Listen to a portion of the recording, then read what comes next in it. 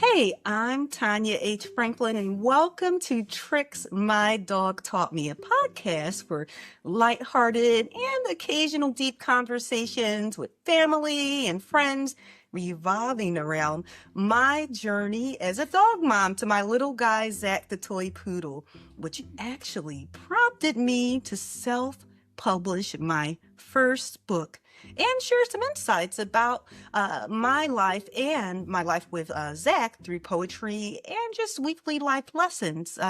So for my first podcast episode, I invited my daughter, Quinn, Hi. who is one of the reasons I became a dog mom, to join me to have a heart-to-heart conversation about the power of others in our lives, which is the inspiration behind week one's poem in my book. S-H-I-T, My Dog Taught Me, which is currently for sale on Amazon.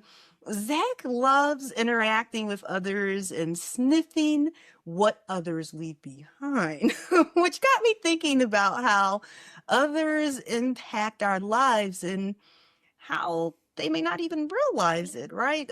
So Quinn, Yeah.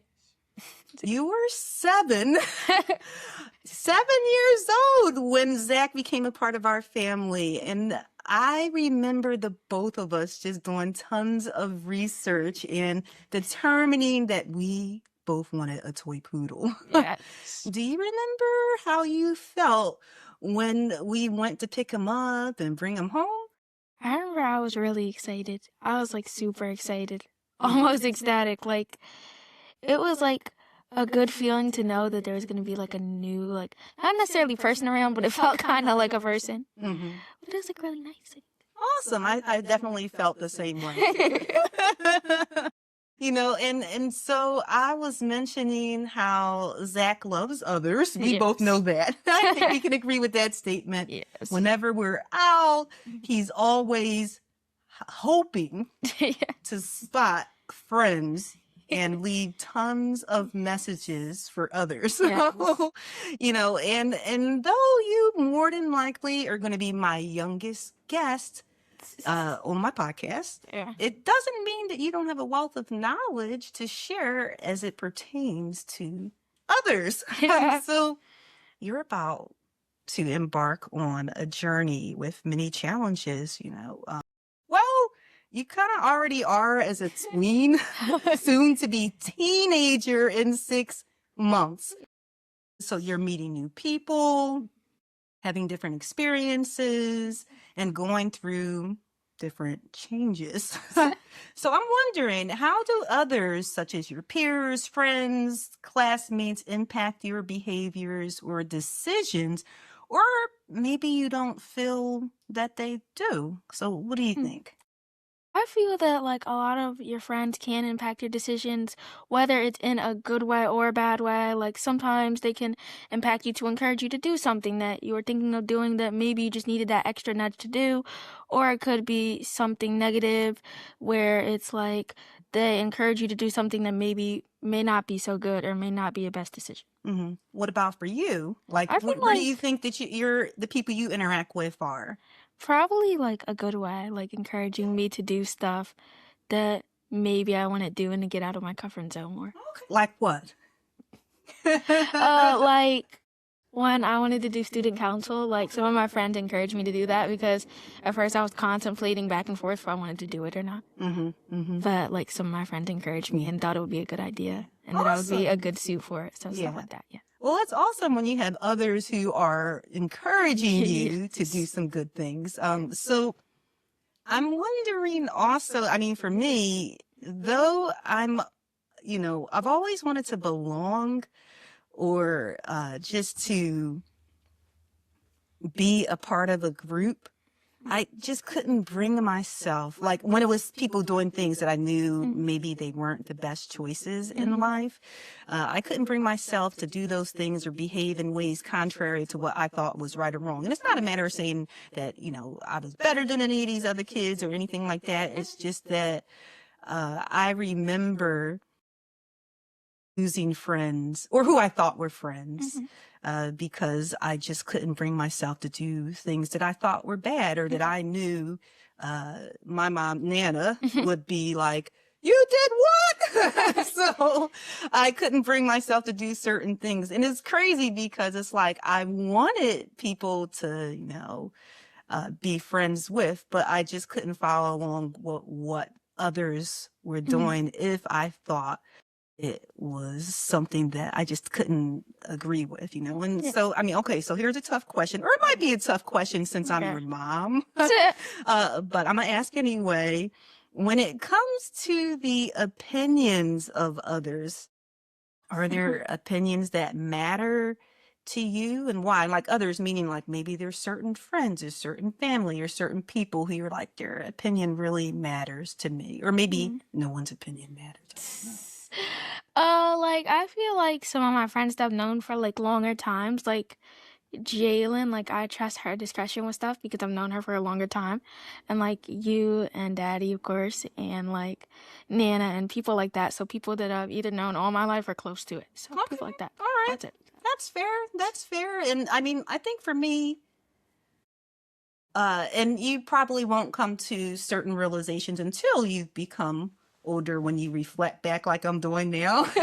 But I focus so much, even though I wouldn't follow what people were doing, I focused so much on the opinions of others for years, especially in my tween and teen years. If I'm honest, I think it kind of, like you mentioned, student council and how one of your friends encouraged you. And I'm not saying that I didn't have friends who didn't encourage me to do things like, I've mentioned a few times that I, was really into hip hop and wanted to do rap and stuff like that. And I had friends who encouraged me in that way. But at the same time, I think that in some areas, I just was so shy and self-conscious and that I didn't go after certain dreams that I had because of what I thought others were going to say or what they were going to think about me. And, it's weird though, because like I said, if I was really good at something, like I thought, oh, I'm really good at poetry. I'm really good at writing raps or baking or certain things that I felt I was skilled at. Like with school, I was an A student, so I felt I was skilled in that area. So no one could break me down when it was something I thought I was good at. Not a matter of me being arrogant or anything. It's just like in those moments, even though I partly cared what others said, like I wanted people to like me and I didn't want them to call me a nerd or something like that. At the same time, I just had to say, well, I guess I'm a nerd because I'm not going to change or I'm good at this. And that's all to it. Or, I mean, I wouldn't say that to them, but I would say it in my head. But, do you ever feel like you have to fit in with others? I mean, I can tell you what I think about you, but I want to know what you think about yourself if you ever felt like you had to fit in with others.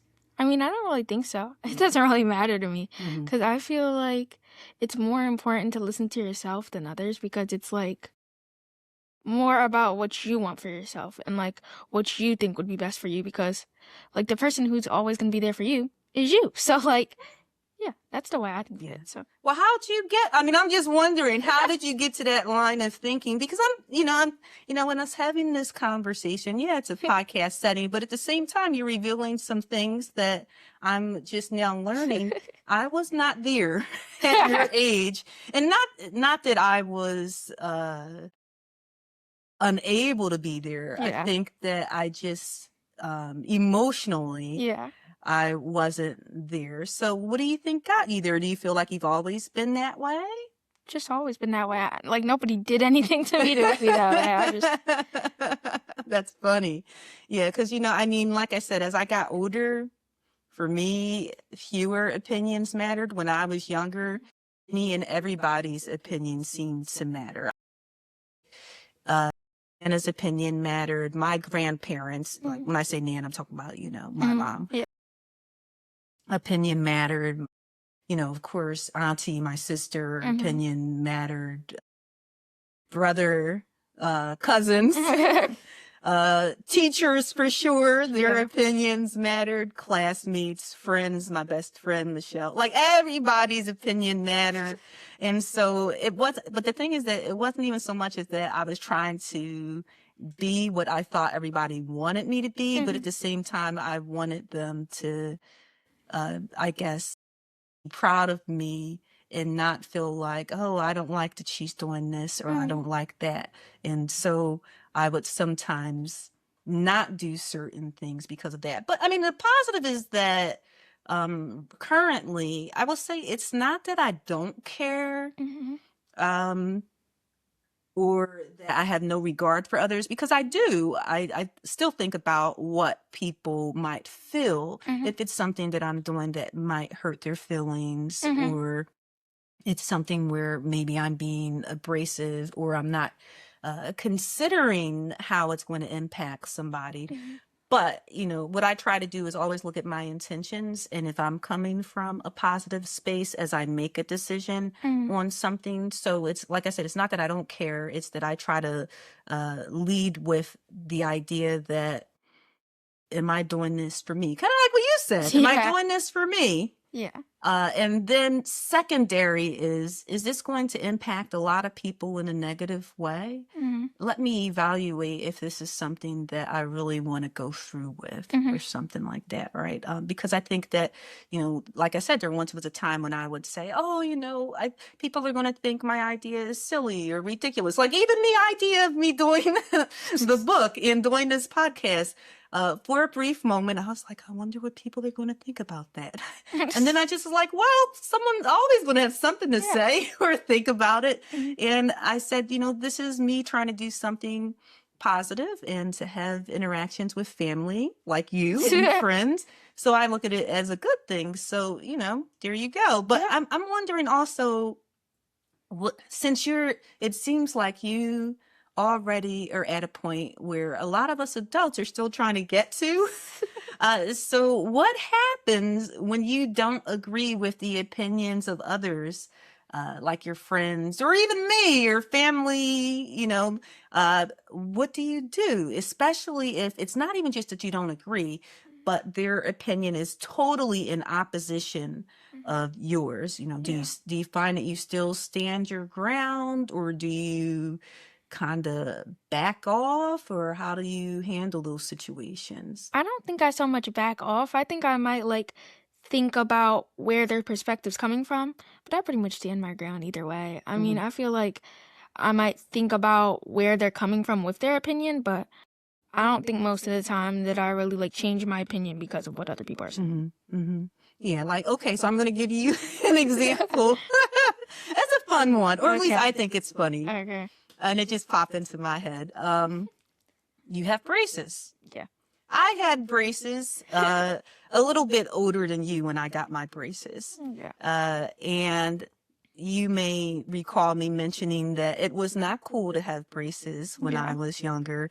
And Auntie, who may be listening to this episode, would call me brace face and all kind of names. And so, you know, I was self-conscious about having my braces. There's not many pictures of me smiling big with braces because of me saying others don't like it. And they're calling me, you know, oh, you're really a geek now. You've got braces and this and that. But you love your braces. I do. So if someone comes to you and was like, ooh, braces, like, how do you handle that? I mean, I don't really care. I just feel like, oh, that's your opinion. Because, like, there's, like we were talking about this in student council, too, because there were some students that didn't like the spirit week that we put out. And, like, our student council leader was like, well, you can't go based on other people's opinions all the time because there's always going to be somebody that's not for you. There's never going to be somebody that's, like, it's like everybody's all hands on deck for you. Like, that's never going to be how it is. So it's always going to be somebody that's going to be hating on you. So, like, you can't follow what the one person who's hating on you says. You can follow the other, like, 100 people that are there for you. So, yeah, that's what I say for that. Man, I need to take your advice. because I will zero in on that one evaluation from a student where they're saying, and she's a tough grader and I couldn't stand her. And I might have several students who say they enjoyed my class, but then I focus on that one. But yes, I hope that as you continue on your journey through life, that you hold on to, seriously, that you hold on to that, you know? I mean, like for me, and I think you know this about me, I don't like conflict. But I don't like lying either. Yeah. You know, like some people will lie and act like they share the opinion of somebody just to appease them or just so they don't rock the boat. But I try my best to still be authentic. So sometimes what I'll do is I will admit I'll refrain from sharing my opinion with others if I know that they're in total opposition of me. Because if I feel like, you know what, they seem pretty adamant about how they feel about something, and especially if they're not coming at me with it directly, they're just talking about it, then I won't say anything about it. But sometimes if someone comes to me and it's something that I consider to be trivial, like they might say they don't like an artist that I like you've said, so like some of the artists that I like, ew, I don't like them. Or it's a movie or even a type of food or something like that, then obviously they're not going to change my opinion on that. And I'll just say, and sometimes I'll just even hear people out and it's like, oh, you've never tried this, or, oh, you don't like that. And so similar to what you said about, I try to not necessarily change my opinion on something just because I want to fit in with what others say, but I try to hear their perspective and hope that they'll hear mine too. So good. All right. This has been great. So I do have another question for you. And this actually went faster than I thought it was going to go. But this last question, it's just for fun. Okay. If you were a dog, what breed would you be and why? I feel like I'd be like a Shih Tzu, cause like they're kind of like the fancy show dogs, and like I've seen these skits of people making fun of them, and they're like, I don't care, I'm gonna look nice because I want to. And I feel like that kind of reflects on me, like I don't really care what other people think. Okay. All right. Okay, cool. Okay, so then you know I have to ask. If I were a dog breed, what dog breed do you think I would be and why? I think you'd be like a golden retriever. Cause you're really bubbly and you have like a bubbly personality and you're like so innocent and you just like. Yeah, I mean, I'm not, I mean, for people who are watching this, the facial expression I made is though I don't want to be a golden retriever. That's not what it is. I'm just surprised that you selected golden retriever. Are they are bubbly dogs, but are they known for not being, like, they're pretty jumpy, like you think of. Not all of them are jumpy. Yeah. A lot of them are just very friendly. Yeah, they are. Yeah, they're friendly. I'll accept that then. Say that I'm friendly. Yes. Okay, I'll accept that. Thank you. Yeah. And to you, the listener, you know, we're not alone in this world. And while there are times when others may project negativity on us, you know, how do you allow others to impact you in a positive way? And have you let some of these people know that they've impacted you in a positive way, you know, whether it's through your words or your actions back towards them? You know, I'm looking forward to the next episode, week number 2, all about dealing with this. Be sure to follow me on Instagram, Facebook, TikTok, and YouTube at Tricks My Dog Taught Me. And, you know, share some of your insight and questions. And please be sure to share this podcast with your family and friends too. And I'm so grateful, Quinn, that you decided to join me as my first podcast guest. Awesome. Yes. So until then, in the words of Josh Billings, 19th century American humorist and lecturer, a dog is the only thing on earth that loves you more than you love yourself. Take care.